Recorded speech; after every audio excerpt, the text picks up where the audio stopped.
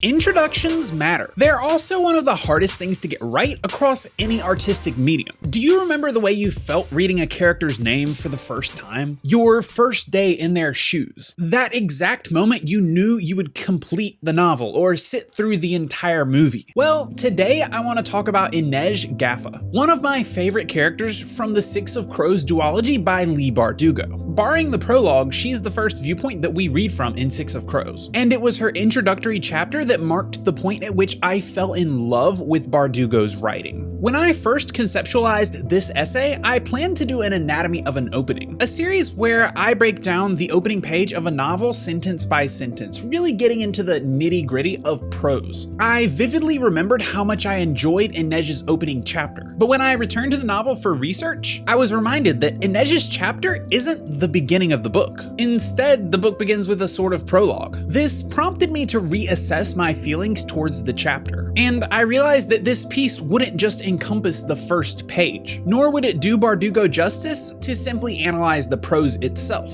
I needed to take a good, hard look at Inej. If you're a fan of Shadow and Bone on Netflix or of Bardugo's novels, stick around and enjoy, because without further ado, let's introduce Inej Ghafa. Ghafa's opening chapter starts off a bit strange. Considering how strong Bardugo's character voices often come across, it's interesting to note that the first paragraph centers on Kaz Brecker. It reads, "Kaz Brecker didn't need a reason. Those were the words whispered on the streets of Ketterdam, in the taverns and coffeehouses, in the dark and bleeding alleys of the pleasure district known as the Barrel." The paragraph continues likewise. Considering how the rest of this series plays out in regards to the complicated relationship between Inej and Kaz, I have to ask, was this subtly intentional, placing Kaz at the forefront of Inej's mind the first time that we meet the Wraith? After Kaz, the next major piece of information we're given about Inej pertains to her knives. I don't know about you guys, but I'm a sucker for a girl with blades. Inej checked her knives, silently reciting their names as she always did when she thought there might be trouble. It was a practical habit,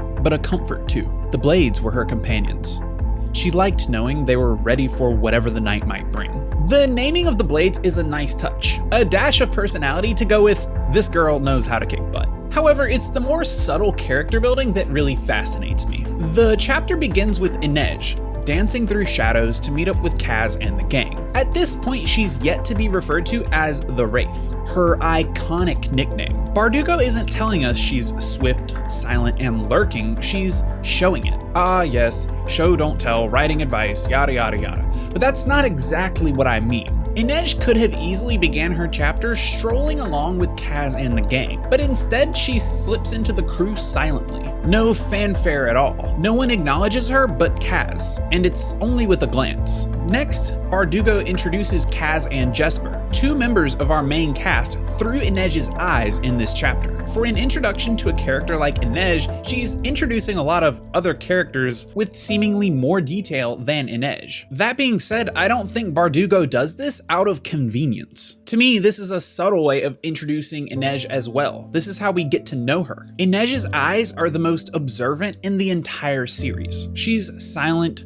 always watching, lurking, nimble. It's her observant nature that we as readers are subconsciously picking up on as we're given breadcrumbs alluding to the nature of our other two characters. The first use of the nickname the Wraith appears here. Besides, she was the Wraith. The only law that applied to her was gravity, and some days she defied that too. There's more than just subtle hinting in the prose here. Bardugo doesn't explain the nickname, she alludes to it, which is good writing. However, it's not just about good writing here, it's about the feeling that we get as readers. And at this point, Inej's pieces are coming together to form a wisp of a ghost. Bardugo doesn't build Inej the way that she does Kaz, and it's only by a simple choice. The choice to give us Inej first. When we meet Kaz, we see how Inej sees him, and that impression lingers with us. However, with Inej, we get to take a look through her eyes first. This means we see Inej as Inej sees Inej. Bardugo balances building Inej's legend while also allowing us to see inside her head in intimate ways. Like with the line, "She knew how she sounded.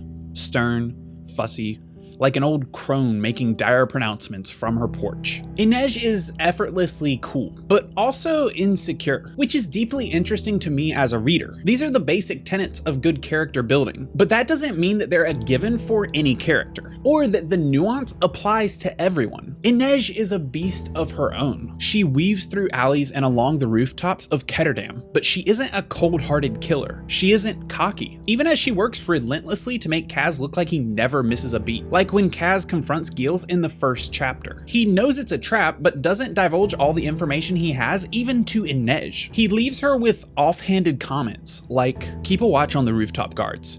Giles may have them in his pocket." And it's only a few pages later that we read, "Inej climbed onto the railing and launched herself from the safety of the balcony, heading for the roof. If they survived the night, she was going to kill Kaz." Inej is slick and cool, like Kaz, but also shows her fears and frustrations in a way that Kaz doesn't. She oozes a different sort of personality, despite the fact that they're two peas in the same pod. In chapter 1, when the tension rises and the action begins, Inej reveals her world. She watches Kaz saunter through a tense confrontation. All the while, she chases a plan that she knows nothing about. She's the Wraith. She's more than capable, but finds herself questioning Kaz's every move. She's trying to keep up with a cripple. This establishes their dynamic right off the bat. Inej is so cool because she's exactly how we imagine we ourselves might be in her shoes. She has abilities that we wish we had, but handles herself in relatable ways. She might scale a wall or disarm dangerous enemies with ease, but she's also just a kid in the end. She's afraid, just like us, self-conscious, self-reflective. She doesn't make decisions that make us cringe or protest. Inej makes perfect sense, and it's for that reason that Inej is the perfect opening point of view. All the other viewpoint characters have personas. They project their personalities with witty lines and swagger. But Inej, she's a ghost, one you can see right through. Inej establishes you, the reader. Thank you guys for watching this video. If you are interested in more of my work, be sure to check out the free original fantasy short story that's linked in the description below. If you enjoyed this video, be sure to like, comment, and subscribe to the channel for future content just like this. I will talk to you guys in the next video.